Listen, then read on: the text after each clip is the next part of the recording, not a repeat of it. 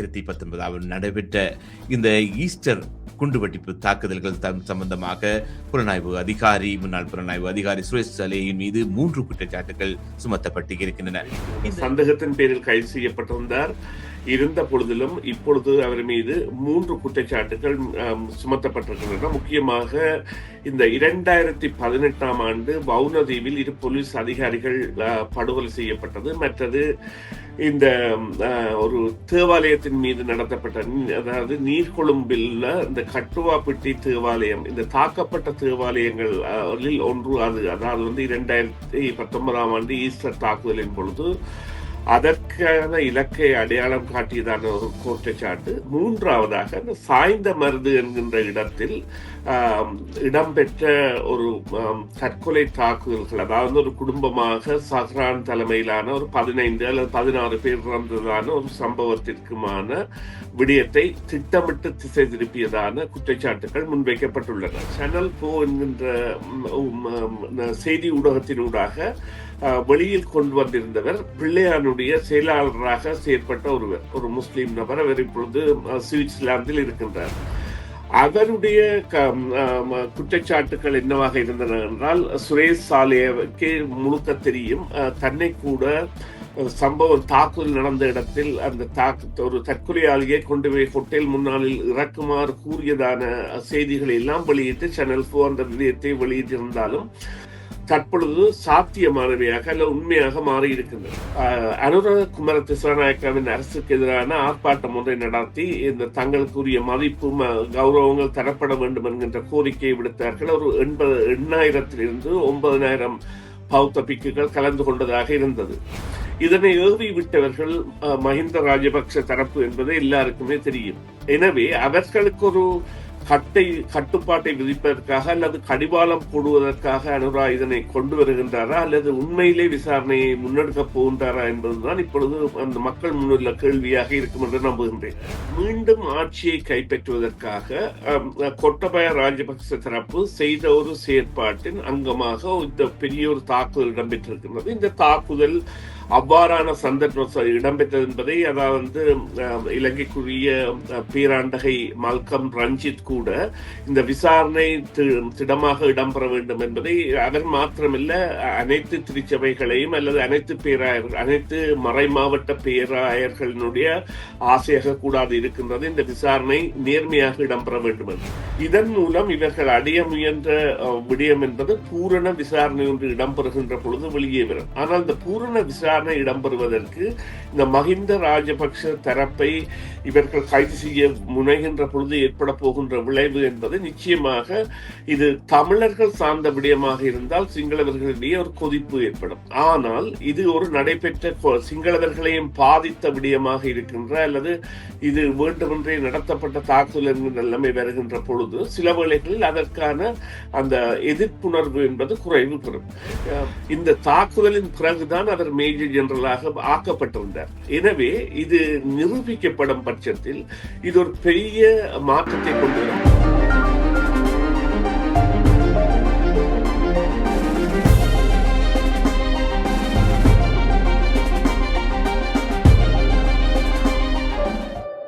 நேரம் காலை 8:16 காலையுடன் காலை பொழுதில் நேர்களும் இணைந்திருக்கின்றீர்கள். இந்த வேளையில் செய்தியின் பின்னணியில் நிகழ்ச்சியில் அரசியல் ஆய்வாளர் சுரேஷ் தர்மாவை சந்திக்க இருக்கின்றோம். இன்றைய தினம் முன்னாள் புலனாய்வு அதிகாரி சுரேஷ் சலே மீது மீண்டும் குற்றச்சாட்டுகள் சுமத்தப்பட்டு இருக்கின்றன. இது தொடர்பாக சுரேஷ் தர்மாவை இணைந்து கொண்டு மேலதிக தகவல்களை பெற்றுக் கொள்ள இருக்கின்றோம். வணக்கம் சுரேஷ் தர்மா. வணக்கம் தர்மா. வணக்கம் நேர்களே. நான் ஆரம்பத்திலே குறிப்பிட்டது போல 2019 நடைபெற்ற இந்த ஈஸ்டர் குண்டுவெடிப்பு தாக்குதல்கள் சம்பந்தமாக முன்னாள் புலனாய்வு அதிகாரி சுரேஷ் சலேயின் மீது 3 குற்றச்சாட்டுகள் சுமத்தப்பட்டு இருக்கின்றன. இந்த தாக்குதல் தொடர்பாக இந்த புதிய குற்றச்சாட்டுகள் முன்வைக்கப்படுவது இந்த விசாரணையில் போக்கை எவ்வாறு மாற்றக்கூடும் அல்லது இந்த விசாரணையில் ஏதாவது முன்னேற்றத்தை கொண்டு வருமா என்று நீங்கள் எதிர்பார்க்கின்றீர்களா? நிச்சயமாக இலங்கையின் நீதித்துறை இவ்வாறு செயற்படுமா என்கின்ற கேள்விக்கு இடம் தருவதாக இந்த குற்றச்சாட்டுகள் அமைகின்றன. ஆனால் இந்த குற்றச்சாட்டுகளுக்கான பின்னணிகள் என்பதை குறித்தும் ஆராயப்பட வேண்டும். இதற்கான காரணம் என்னவென்று சொன்னால், சுமத்தப்பட்டிருக்கின்ற குற்றச்சாட்டு என்பது இலங்கை புலனாய்வுத்துறையின் பொறுப்பதிகாரியாக இருந்த ஒரு அதி உயர் பட்டத்தை கொண்டிருந்த, அதாவது இராணுவத்துறையின் ஒரு உயர் அதிகாரியாக இருந்த ஒருவர் மீது இந்த குற்றச்சாட்டு என்பது சுமத்தப்பட்டிருக்கின்றது. இந்த குற்றச்சாட்டுக்கான காரணங்களாக அவர்கள் இப்பொழுது வைத்திருக்கின்ற சந்தேகத்தின் பேரில் கைது செய்யப்பட்டிருந்தார்.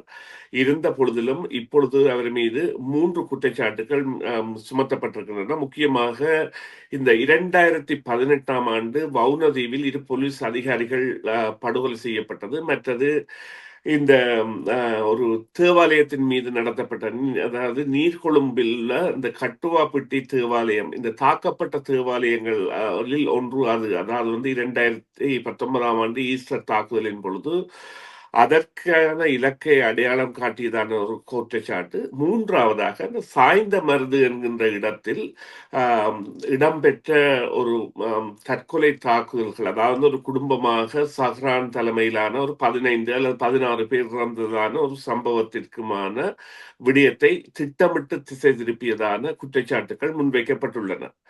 இந்த குற்றச்சாட்டுகள் நிச்சயமாக இதன் பின்னணியில் ஒரு பாரிய கை இருக்கின்றது. 2019ஆம் ஆண்டு ஏப்ரல் இடம்பெற்ற இந்த ஈஸ்டர் குண்டு தாக்குதலில் இது அரசியல் தேவைகளுக்காக செய்யப்பட்டது என்ற குற்றச்சாட்டுகள் நிரூபிக்கப்படுகின்ற வகையில் இந்த குற்றச்சாட்டுகள் என்பன மிகவும் ஒரு வித்தியாசமான பார்வையை சர்வதேச உலகில் இலங்கை மீதாக கொண்டு வருவதோடு இலங்கை நீதித்துறை தொடர்பான ஒரு நன்மதிப்பையும் கொண்டு வரக்கூடிய சாத்தியத்தை ஏற்படுத்துகின்றது. இதில் இந்த 3 விடயங்களையும் சுருக்கமாக பார்ப்போமாக இருந்தால், இந்த 2018ஆம் ஆண்டு வவுனதீவில் ஒரு காவல் சென்ட்ரி பாயிண்ட் எனப்படுகின்ற ஒரு காவல் காக்கின்ற இடத்தில் நின்ற 2 போலீசாரை யாரோ சுட்டுவிட்டு அவர்களுடைய துப்பாக்கியை எடுத்து சென்று விட்டார்கள். அங்கே விசாரணைகளை மேற்கொண்ட போலீசார் அங்கே இருந்த முன்னைய நாள் விடுதலை புலிகள், அதாவது சரணடைந்து புனர்வாழ்வு பெற்ற விடுதலை புலிகளின் போராளிகளை இது சம்பந்தமாக கைது செய்து சிறையில் அடைத்தார்கள். அதில் முக்கியமான ஒரு போராளியாக ஒருவர் அடையாளம் காணப்பட்டு அவர்தான் அந்த மிகவும் சித்திரவதைகளுக்கு உள்ளானார். ஆனால் பிற்காலத்தில் தெரிய வந்தது என்னவென்றால், இது இந்த இஸ்லாமிய தீவிரவாதத்தை வேண்டுமென்றே ஏற்படுத்தப்பட்ட ISS தழுவிய, ஆனால் அரசு ஆதரவு பெற்ற, தமிழ் மக்களுக்கு எதிரானவர்களாக செயற்பட்ட இந்த சஹ்ரான் குழு என்கின்ற ஒரு முஸ்லீம் குழுவால் தான் அது செய்யப்பட்டது. அந்த விடயம் புலனாய்வு துறைக்கு தெரியும். இருந்த பொழுதிலும் அது மாற்றப்பட்டிருந்தது என்று அது இப்பொழுது உண்மையான குற்றச்சாட்டாக இவர் முன்வைக்கப்படுகின்றது. 2ஆவதாக இந்த தேவாலயங்கள் மீதான குண்டுவெடிப்பு என்பது 3 இடங்களில் இடம்பெற்றது. அந்த 3 இடங்களில் கொழும்பில் புனித அந்தோனியார் மற்றும் இது நீர்கொழும்பில் இந்த கடுவாப்பிட்டி மற்றும் மட்டக்களப்பு. இந்த நீர்கொழும்பு மட்டக்களப்பு என்பன தமிழர்கள் பகுதி சார்ந்தவையாக அல்லது தமிழ் மக்கள் இருக்கின்ற பகுதிகளாக, நீர்கொழும்பு எடுத்தீர்கள் என்றால் அரைக்கு அரை தமிழர்களுக்கு சமம் அல்லது சிங்களவர்களுக்கு சமமாக அல்லது அவர்கள் அன்னளவாக இந்த தமிழர்கள் இருக்கின்றவர்களாகவும், மட்டக்களப்பு தேவாலயம் என்பது பூர்ணமாக தமிழர்களுடையதாகவும் இருக்கின்றது. இதில் இந்த நீர்கொழும்பு தேவாலயத்தை அடையாளம் காட்டியதான தகவல் இவர் மீதான குற்றச்சாட்டாக சுமத்தப்படுகின்றது. இந்த 3ஆவது குற்றச்சாட்டாக இந்த நாங்கள் குறிப்பிட்ட இந்த சாய்ந்த மருதில் இடம்பெற்ற, அதாவது தேவாலய தாக்குதல்களின் பின்னணியில் இந்த சஹ்ரான் குழு என்கின்ற ஒரு இஸ்லாமிய தீவிரவாதத்தை நம்புகின்ற அமைப்புத்தான் இருக்கின்றது என்பது கண்டுபிடிக்கப்பட்ட பொழுது அவர்களுடைய இல்லம் தேடி போலீசார் சென்ற பொழுது அவர்கள் குண்டுகளை வெடிக்க வைத்து இறந்தார்கள். அதில் சஹ்ரானின் மனைவி மாத்திரம்தான் தப்பியிருந்தார். இருந்த பொழுதிலும் அதில் 15 பேரா அல்லது 16 பேரா என்கின்ற விடயங்கள் எல்லாம் பெரிய ஒரு சர்ச்சையாக இடம்பெற்றன. அதற்கு காரணம் தமிழராக இருந்து முஸ்லீமாக மாறிய புலஸ்தினி என்கின்ற பெண்ணுடைய DNA அடையாளம் காணப்படவில்லை. இதற்காக 4 ஆண்டுகளின் பின்னர் அந்த இடம் தோண்டப்பட்டு மீண்டும் அந்த DNA பெறுவதற்கான முயற்சிகள் கூட எடுக்கப்பட்டன. ஏனென்றால் அவர் உயிருடன் வெளிநாட்டில் தப்பி இருக்கலாம் என்கிற நிலையில். இதனைத் தொடர்ந்து இந்த விடயத்தை ஒரு அந்த பெரும்பான்மையாக இந்த சேனல் 4 என்கின்ற செய்தி ஊடகத்தினூடாக வெளியில் கொண்டு வந்திருந்தவர் பிள்ளையானுடைய செயலாளராக செயற்பட்ட ஒரு முஸ்லீம் நபர். அவர் இப்பொழுது சுவிட்சர்லாந்தில் இருக்கின்றார். அவருடைய குற்றச்சாட்டுகள் என்னவாக இருந்தன என்றால், சுரேஷ் சாலேவுக்கு முழுக்க தெரியும். தன்னை கூட சம்பவம் தாக்குதல் நடந்த இடத்தில் அந்த ஒரு தற்கொலையாளியை கொண்டு போய் ஹோட்டல் முன்னாளில் இறக்குமாறு கூறியதான செய்திகளை எல்லாம் வெளியிட்டு சேனல் 4 அந்த விடயத்தை வெளியிட்டிருந்தாலும், சாதாரணமாக இவர் தான் அந்த நேரத்தில் மலேசியாவில் இருந்ததாகவும், இந்த விடயத்தில் தனக்கு சம்பந்தம் இல்லை என்றும் கூறிய பொழுதும், அந்த அசாத் மௌலானா என்கின்ற அந்த முகமது ஹன்சீர் என்ற அவருடைய பெயர் நான் நினைக்கின்றேன். அசாத் மௌலானா என்கின்ற பிள்ளையானிற்கு நெருக்கமாக இருந்தவர், இப்பொழுது சுவிஸில் இருக்கின்றவர் கூறிய தகவல்கள் தற்பொழுது சாத்தியமானவையாக அல்ல உண்மையாக மாறி இருக்கின்றன. இங்கே உள்ள விடயம் என்னவென்று சொன்னால், இந்த தாக்குதல்கள் நடைபெற்ற பொழுது இவருடைய பங்களிப்பு இருந்திருக்குமாக இருந்தால் நிச்சயமாக கோத்தபய ராஜபக்ஷ இந்த விடயத்தில் ஒரு அதாவது குற்றவாளியாக மாறப்போகின்றார் என்கின்றதில் எந்தவித ஐயமும் இல்லை, அல்லது ராஜபக்ச பரம்பரை. ஆனால் இதனை அனுரா திசநாயக்க அரசு எவ்வாறு எடுக்கும் என்பதில் தான் இங்கே விடயம் இருக்கின்றது. ஏனென்றால் சில வேளைகளில் இது அரசியல் சார்ந்ததாக இருக்குமா என்கின்ற ஐயப்பாடு இருக்கின்றது என்றால், அண்மையிலே இந்த மஹிந்த ராஜபக்ஷ அவர்களின் குடும்பம் அல்லது கொத்தபய சார்பானவர்கள், இந்த பௌத்த பிக்குகள் அனுர குமார திசாநாயக்காவின் அரசுக்கு எதிரான ஆர்ப்பாட்டம் ஒன்றை நடத்தி இந்த தங்களுக்குரிய மதிப்பு கௌரவங்கள் தரப்பட வேண்டும் என்கின்ற கோரிக்கையை விடுத்தார்கள். ஒரு 8,000 9,000 பௌத்த பிக்குகள் கலந்து கொண்டதாக இருந்தது. இதனை ஏவி விட்டவர்கள் மஹிந்த ராஜபக்ஷ தரப்பு என்பது எல்லாருக்குமே தெரியும். எனவே அவர்களுக்கு ஒரு கட்டுப்பாட்டை விதிப்பதற்காக அல்லது கடிவாளம் போடுவதற்காக அனுரா இதனை கொண்டு வருகின்றாரா அல்லது உண்மையிலே விசாரணையை முன்னெடுக்க போகின்றாரா என்பதுதான் இப்பொழுது அந்த மக்கள் முன்னுள்ள கேள்வியாக இருக்கும் என்று நம்புகின்றேன். அந்த 2019ஆம் ஆண்டு அந்த கொடிய ஈஸ்டர் தாக்குதலின் அந்த அனுபவத்தை, ஒரு கொடிய அனுபவத்தை கண்முன்னே கொண்டு வந்தீர்கள். அதற்கு ஈடுபட்டவர்கள் இந்த தாக்குதல்களின் பின்னணியில் எவ்வாறு நடந்தது என்பதை பற்றியும் விரிவாக விளங்கியிருந்தீர்கள். இவ்வாறு இந்த குற்றச்சாட்டுகள் 3 குற்றச்சாட்டுகள் இவர் மீது முன்வைத்த நிலையில், இப்பொழுது என்னிடம் இருக்கின்ற கேள்வி என்னவென்று சொன்னால், முன்னறிவிப்பு தகவல்கள் இருந்த போதும் தாக்குதலை தடுக்க முடியவில்லை என்ற குற்றச்சாட்டு எழுந்துள்ள நிலையில், இலங்கையின் பாதுகாப்பு மற்றும் உளவுத்துறை அமைப்புகளில் என்ன மாதிரியான குறைபாடுகள் இருந்ததாக நீங்கள் நினைக்கின்றீர்கள்? இது குறைபாடு என்று சொல்வதை விட, மீண்டும் ஆட்சியை கைப்பற்றுவதற்காக கொட்டபய ராஜபக்ச தரப்பு செய்த ஒரு செயற்பாட்டின் அங்கமாக இந்த பெரிய ஒரு தாக்குதல் இடம்பெற்றிருக்கின்றது. இந்த தாக்குதல் அவ்வாறான சந்தர்ப்பம் இடம்பெற்றது என்பதை அதாவது இலங்கைக்குரிய பேராண்டகை மல்கம் ரஞ்சித் கூட இந்த விசாரணை திடமாக இடம்பெற வேண்டும் என்பதை அவர் மாத்திரமல்ல, அனைத்து திருச்சபைகளையும் அல்லது அனைத்து மறை மாவட்ட பேராயர்களுடைய ஆசையாக கூடாது இருக்கின்றது. இந்த விசாரணை நேர்மையாக இடம்பெற வேண்டும் என்று. இந்த விடயம் நிச்சயமாக அரசியல் லாபத்திற்காக செய்யப்பட்டதாக இருந்திருந்தால் நிச்சயமாக அது ஒரு பெரிய பாரதூரமான ஒரு குற்றவியல். அதாவது நான் நினைக்கின்றேன் 300க்கும் மேற்பட்டவர்கள் பலியாகி 500க்கும் மேற்பட்டவர்கள் காயமடைந்தார்கள். அதில் 200க்கும்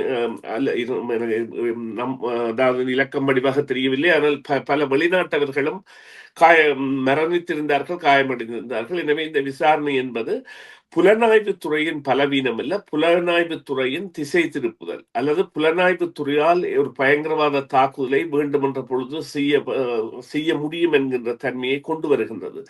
இதன் மூலம் இவர்கள் அடைய முயன்ற விடயம் என்பது பூரண விசாரணை ஒன்று இடம்பெறுகின்ற பொழுது வெளியே வரும். ஆனால் இந்த பூரண விசாரணை இடம்பெறுவதற்கு இந்த மஹிந்த ராஜபக்ஷ தரப்பை இவர்கள் கைது செய்ய முனைகின்ற பொழுது ஏற்பட போகின்ற விளைவு என்பது நிச்சயமாக இது தமிழர்கள் சார்ந்த விடயமாக இருந்தால் சிங்களவர்களிடையே ஒரு கொதிப்பு ஏற்படும். ஆனால் இது ஒரு நடைபெற்ற சிங்களவர்களையும் பாதித்த விடயமாக இருக்கின்ற அல்லது இது வேண்டுமென்றே நடத்தப்பட்ட தாக்குதல் என்கிற நிலைமை வருகின்ற பொழுது சில வேளைகளில் அதற்கான அந்த எதிர்ப்புணர்வு என்பது குறைவு பெறும். ஆனால் இந்த புலனாய்வு துறையின் ஒரு உயர் அதிகாரியாக இருந்து இராணுவத்தின் ஒரு உயர் பதவி அதாவது பட்டத்தை வகித்தவராக இருக்கக்கூடிய வகையில் இவரை பொறுத்த மேஜர் ஜெனரலாக இருப்பது என்பது சாதாரண சாதாரணமாக இல்லை. அதாவது இலங்கை அரச இராணுவ உயர் பட்டங்களில் ஜெனரலுக்கு முதல் உள்ளது. ஃபீல்ட் மார்ஷல் தான் அந்த அதியுச்ச நட்சத்திர பட்டம் என்பது கொடுப்பது. இல்லை என்ற திறந்த சேவை செய்பவர்களுக்கு அது சாதாரணமாக வழங்கப்படுவதில்லை. எனவே அவ்வாறான ஒரு உயர்நிலைக்கு கொண்டு செல்லப்பட்ட நிலை என்பது சந்தேகத்தை ஏற்படுத்தியிருந்தது என்றால் இந்த தாக்குதலின் பிறகுதான் அவர் மேஜர் ஜெனரலாக ஆக்கப்பட்டிருந்தார். எனவே இது நிரூபிக்கப்படும் பட்சத்தில் இது ஒரு பெரிய மாற்றத்தை கொண்டு வரும். ஆனால் இங்கு உள்ள விடயம் என்னவென்று சொன்னால், அசாத் மௌலானா எனப்படுகின்ற இப்பொழுது இந்த சுவிட்சர்லாந்தில் வசிக்கின்ற நபர் இதற்கான சாட்சியமாக இலங்கை செல்வதற்கான வசதிகள் குறைவு. ஆனால் அவர் கூறிய விடயங்களை முன்வைத்து இந்த கைது இடம்பெற்றதா என்றால் நிச்சயமாக இல்லை என்றால் அதன் பிறகான அதாவது அந்த அவர் ஒரு வாய்மூல சாட்சியம் அல்லது ஒரு நேர்முக சாட்சியம். ஆனால் சப்ஸ்டான்சியல் எவிடன்ஸ் அல்லது அந்த அவர்களுடன் அந்த நேரடி சம்பந்தப்பட்ட சாட்சியங்கள் என்பது சேகரிக்கப்பட்டுத்தான் இந்த வழக்கு என்பது நீதிமன்றத்திற்கு வந்திருக்க முடியும். ஒரு சாதாரணமாக தொலைக்காட்சியில் ஒருவர் சொல்வதை வைத்து வந்திருக்க முடியாது. எனவே இதன் பின்னணி நிச்சயமாக உலகை மாற்றுகின்ற அல்லது இந்த இலங்கை அரசு குறித்த பார்வையை மாற்றுகின்றதாகவும் பெரியோரு தண்டனைக்கு கீழ் இது சார்ந்தவர்கள் உட்பட போவதாகவும் இருக்கின்றது. அசாத் மௌலானா அவர் கூட தான் அவர் 2023 என்றால் 4 ஆண்டுகளுக்கு பிறகுதான் செப்டம்பர் மாதம் தான் இந்த விடயத்தை இந்த சேனல் 4 மூலம் கொண்டு வந்திருந்தார்.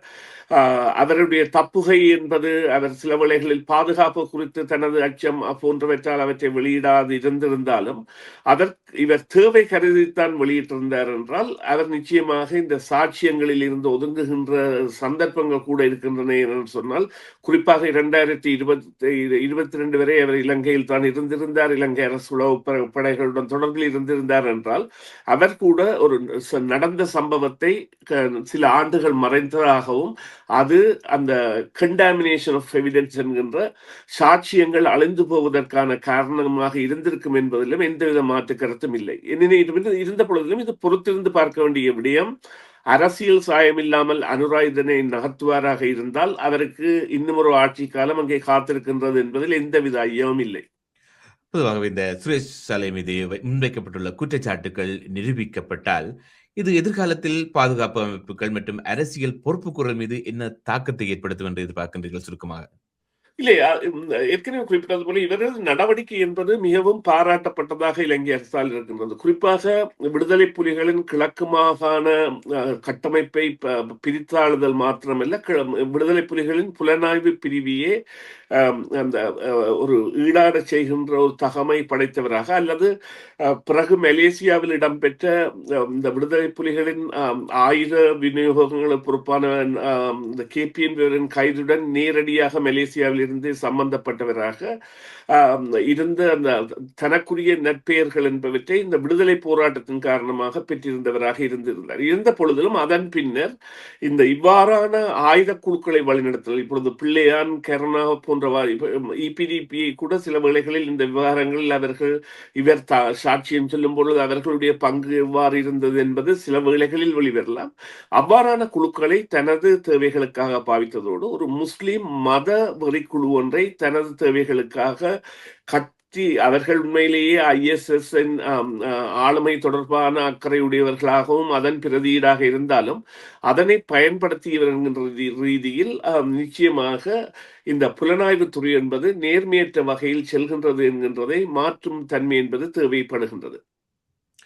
நன்றி சுரேஷ் சர்மா. இந்த வேளையில் இணைந்து கொண்டு எங்களுடன் கருத்துக்களை பகிர்ந்து கொண்டதுக்கு பிறிதொரு பொழுதில் மீண்டும் ஒரு நிகழ்ச்சியூடாக சந்திக்கலாம். நன்றி, வணக்கம்.